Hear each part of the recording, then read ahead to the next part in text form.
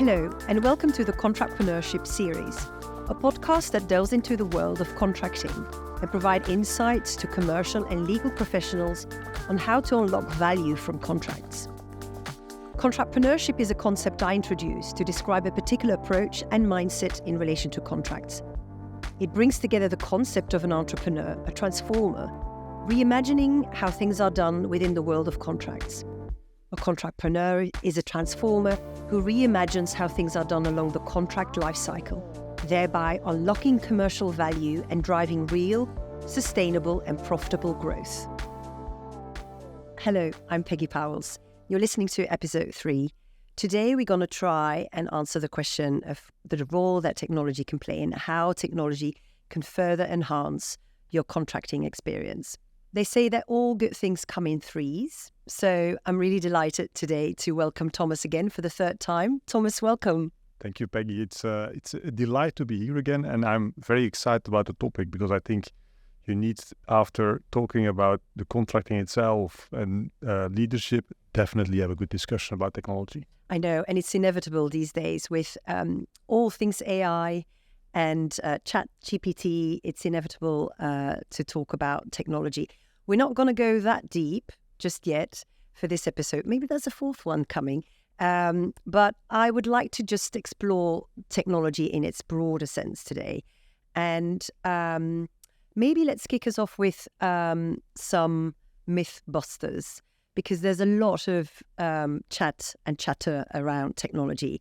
So the first one, particularly within the legal and contracting community, is can technology fix all your problems? Is it the answer to everything? Is the question to me? Yes.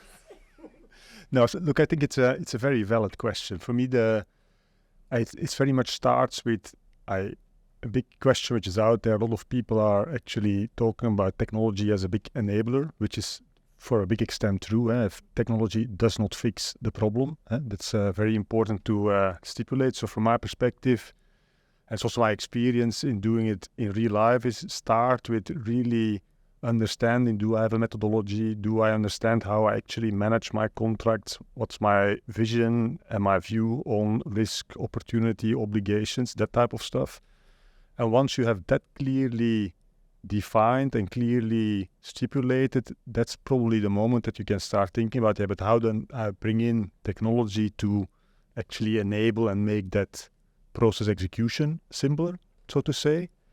And from my perspective, then actually it moves from being an enabler, actually a big opportunity to drive value, because then technology can, if you really think about it, can start thinking about how do you look at value across contracts, what do you do with the data analytics that you get out of technology, and how actually can you really start bringing value into your end-to-end contract execution through technology. To summarize a bit, it is first step an enabler, not to fix the problem, and the opportunity comes afterwards. Yeah. So to recap on that, you can't, if you've got a problem, technology is not going to fix it. You need to tackle the problem first and then understand where technology can play a role. So obviously we've spoken in previous episodes about all facets of the contract lifecycle, and it is multifaceted. So what kind of technologies are out there, or which ones maybe have you used in the past that sort of come to mind that can start really address some of those pain points potentially within a contract lifecycle? It's very interesting, the market actually, and I would actually, everybody who's a bit interested in a topic, even if it's not for immediately use, but just try to explore what's out there, because the technology options are, I very often coming from a specific angle. You have technology options where clearly it comes from a perspective of let's manage contract change control, the more legal view on contracting. Second big group of technology options are people who have been developing it very much from what do we do after contract signature in terms of managing risk, opportunity, obligation. That is in the pure contract execution. And they have a third group that tries to bridge it with deal making and contracting, but that's then very often focused on that deal making, contracting, and less on the execution. So in my opinion, there are not kind of the easy solutions there that fix it over the entire life cycle, but there is definitely great stuff out there. Yeah. And so it's maybe another myth that we need to bust is that there is no one golden bullet when it comes to technology in contracting. Not in my experience. I think it's very difficult to say that there is no because there might be a specific situation that a specific solution might be perfect, but very often it's not one golden bullet. Yeah. And I think it reinforces the point that you need to really understand where technology for you in your organization can play a role, and the challenge that you're trying to tackle. Because there's a lot of vendors out there that have point solutions, so they can really address your critical point or act as an enabler to your point. But equally, indeed, there are players out there that can operate and can support your end-to-end, depending, again, your types of contracts, your processes. So all needs to be sort of looked into. What about build and buy? Because quite often, contract technology is not the first technology that an organization rolls out, and we'll look at that a bit later in our conversation. But what if your organization is already heavily invested in CRM platforms, HR platforms, finance platforms? Maybe it's a question of I build a solution that just hangs everything together. What's your thoughts on that? Look, also there, I think it depends a little bit what the shape or the form of your business is. My experience mainly, of course, in a business that is delivering service value on infrastructure.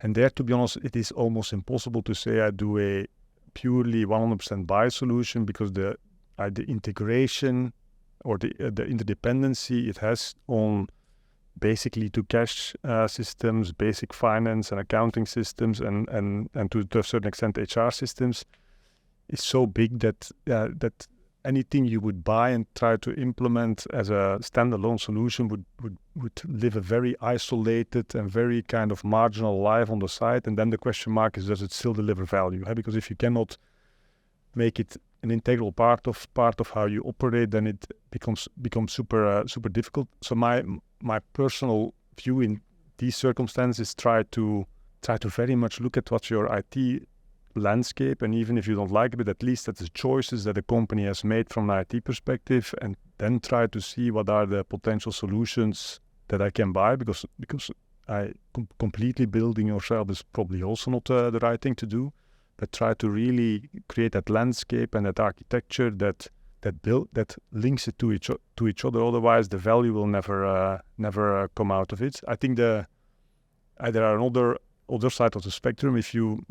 I'll take an example. If you run a special projects type of business, where actually every contract you do is a very bespoke thing. You're not very dependent on a production environment or on infrastructure investments you do. There, the dependency or the link to your CRM system is probably less important in contract execution than in some of the other businesses. So there, potentially, you could kind of think, okay, you already drive a lot of value by buying a point solution. So I think it's depending on the situation, you might have a different conclusion, but very often it needs to be a combination of things. So you're really stressing the point that start from your organization, how it works, its existing IT landscape, and how to bring again the best out of that.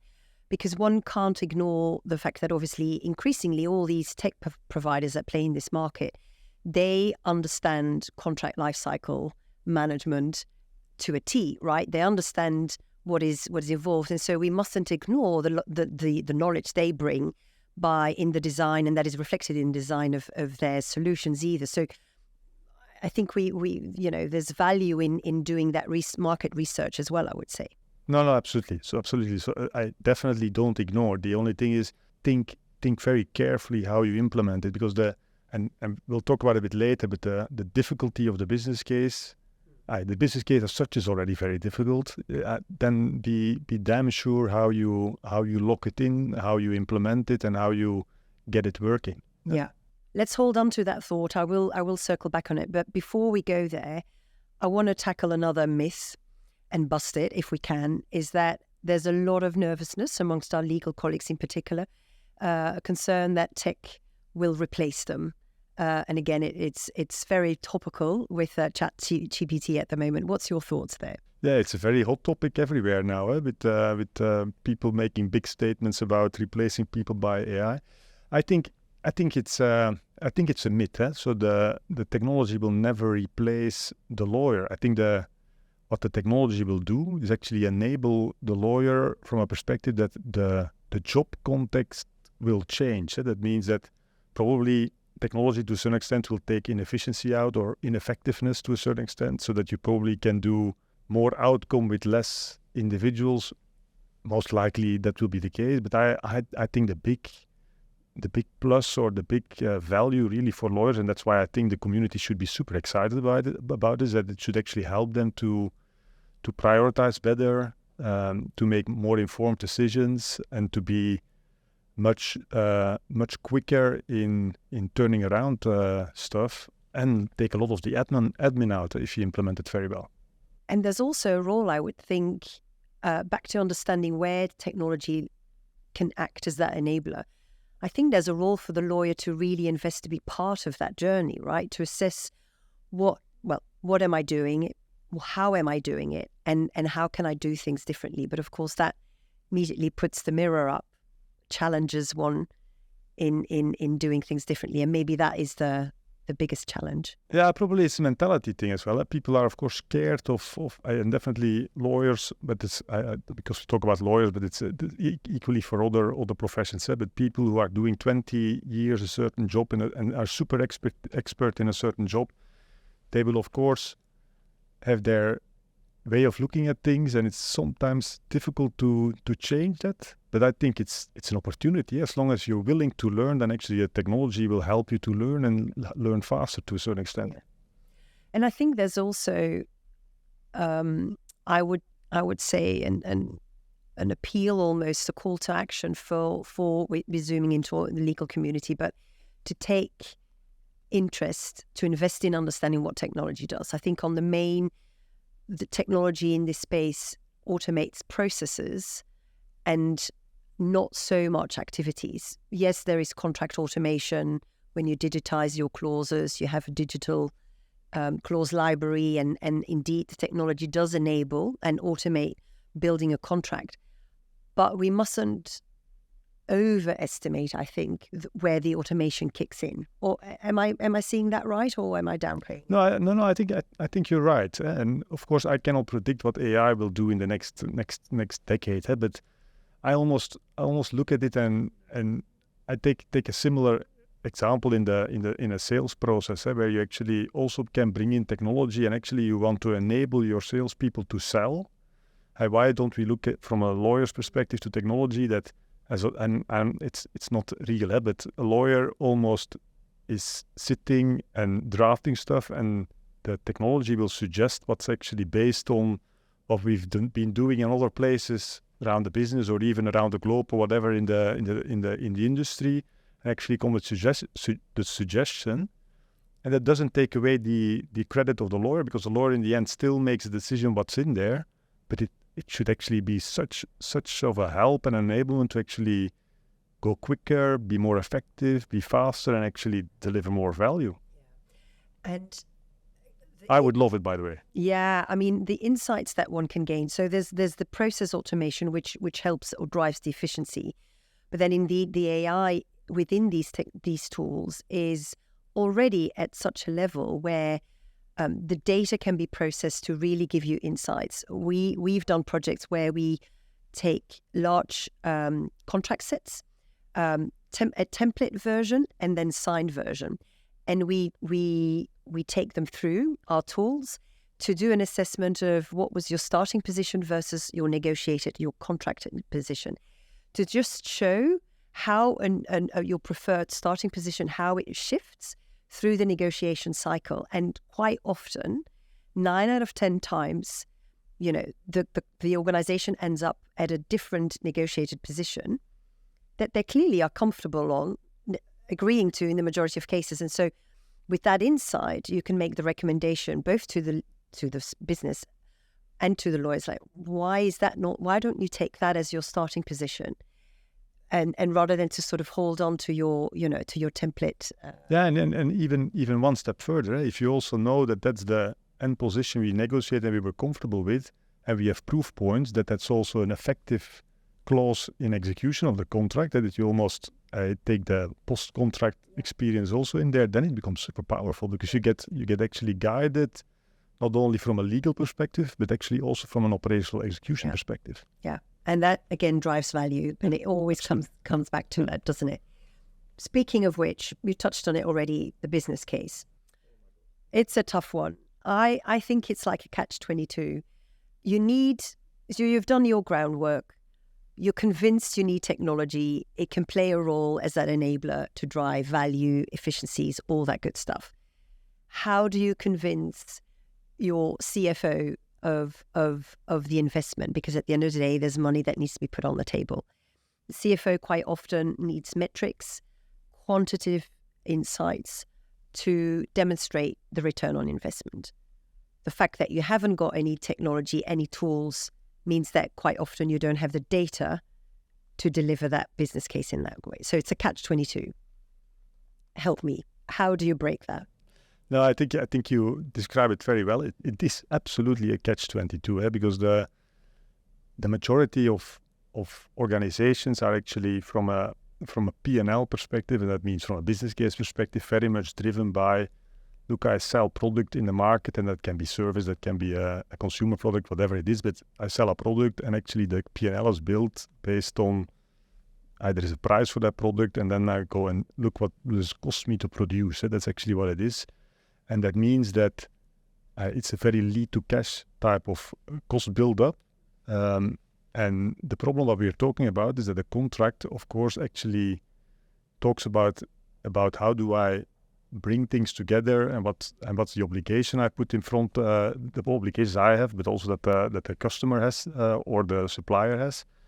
And the difficulty there is that, of course, that's not seen as value for the CFO, because the CFO says I have cost to produce, and in the contract I promise to deliver certain products, and he or she very much looks at the business case from that perspective and doesn't see the opportunity it has to create additional value, which actually comes on top of that base revenue value. And of course, the fact that there is no technology, you don't have data. So from my perspective, you need to try to do two things. First of all, I try to mobilize and kind of make your company aware, or your stakeholders aware of the difference in view on that business from a business case perspective, so that you can start trying to quantify what that additional values that comes out of it. And secondly, my big recommendation is try to gather some insights out of the market, being it in the same industry or being it across industries, of companies who have implemented certain parts of technology and actually have proof points where you have a view on performance before and performance after. But it's difficult, so it's not a walk in the park, that's for sure. No, it isn't. It's tough for the reasons you've highlighted. I would like to share maybe something practical, something that for me personally has worked, and it's attached to a metric that should resonate with the CFO, CEO, whomever, and that's about cycle times, contract cycle. So the time it takes to get to contract signature. For me, that's time to value, right? And even simply starting by setting up an Excel, so no technology, Excel, and just capturing by contract how long it takes to move from one stage to the next. So from opportunity to, you sign on and you start working on it, and then goes through the different functions and how long it takes, and start doing that for, 3 months on all the contracts that go through your funnel. That in itself is quite valuable, because there is a value attached to a contract that gets signed. It's your revenue or your anticipated revenue. And if you get a data set where you see, okay, on average, it's taking me 12 months, just a long time, right? That tends to equate to a fiscal year of a company. Imagine that if you can reduce that, right? And if you deliver that contract within 9 months, and there is lots of market research out there that demonstrate that by good processes enabled by technology, you can reduce your cycle time. So that might be one way. Yeah, and I think look and I think look outside. That's my biggest advice, because for myself, for example, I have a few experiences in a specific situation, but I need to ask the question to you, being part of a consulting and talking to a lot of companies, seeing what's happening across the industries. I keep your ears open, listen, talk to people who see it happening in a lot of places, to get as much as possible external input and external views into this business case.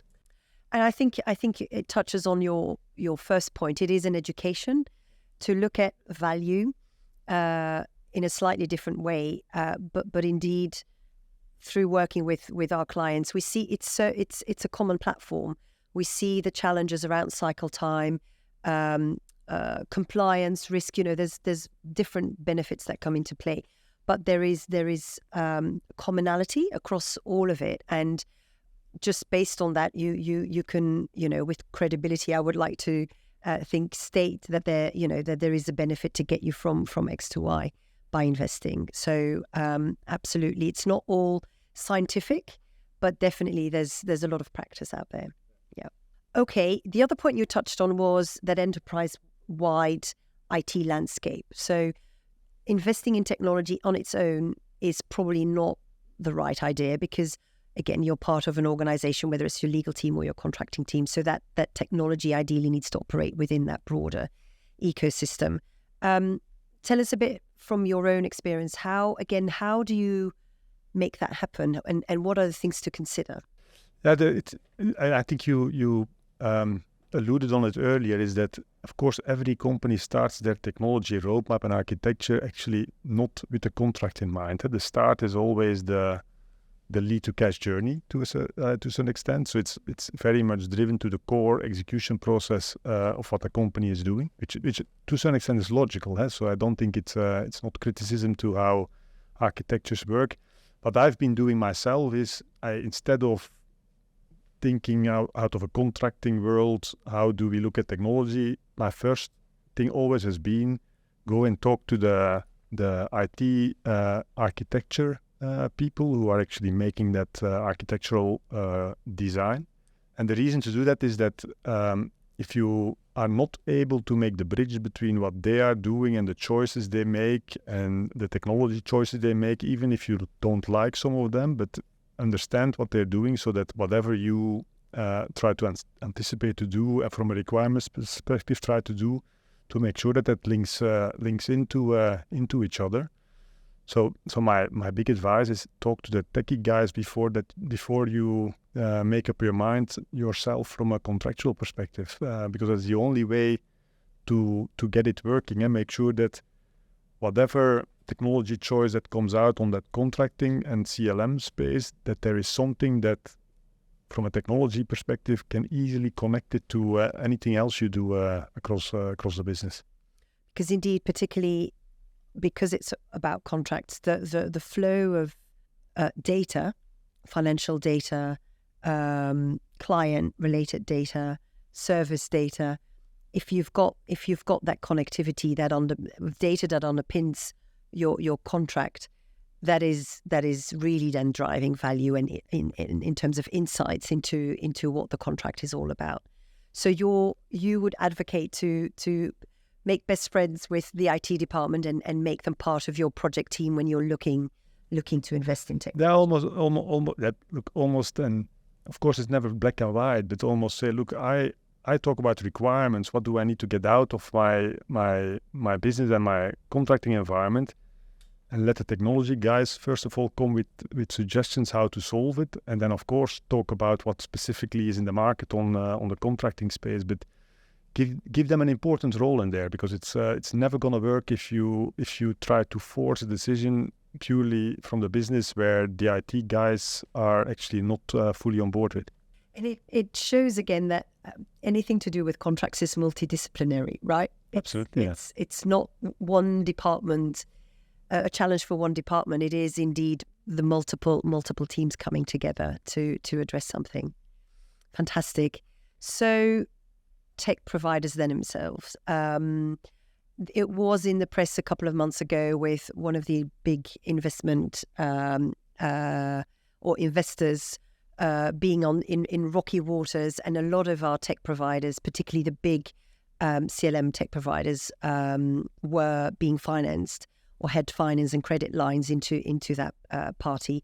And obviously that immediately got the market very nervous because, oh my God, as clients, you're investing in a technology provider that might not exist in a week's time, in a month's time.